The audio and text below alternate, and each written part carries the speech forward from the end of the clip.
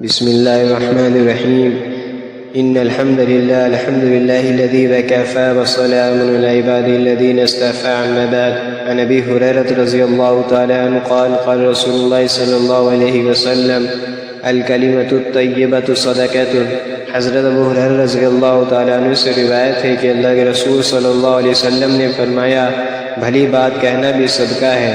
انسان کی اخلاقی زندگی کے جن پہلو سے لوگوں کا سب سے زیادہ واسطہ پڑتا ہے اور جن کے اثرات و نتائج بھی دور رس ہوتے ہیں، ان میں اس کی زبان کی شیرینی یا تلخی بھی ہے.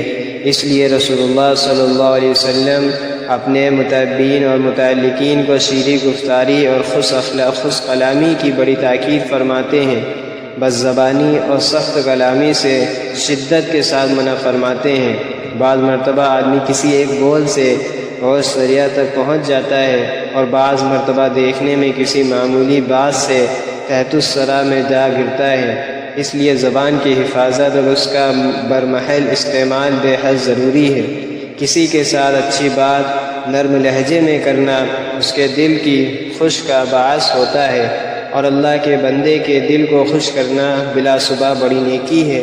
کسی بھٹکے ہوئے کو راہ دکھانا، کسی کو مناسب مشورہ دینا، جاننے والے نہ جاننے والے کو ضروری علم سے باخبر کر دینا، جھگڑنے والوں میں صلح صفائی کرا دینا، الغرض زبان سے کوئی بھی بھلائی کا بول دینا کلمہ خیر میں داخل ہے، اور یہ نیکیاں کمانے کا بہت آسان نسخہ ہے. صرف توجہ اور ارادے کی ضرورت ہے.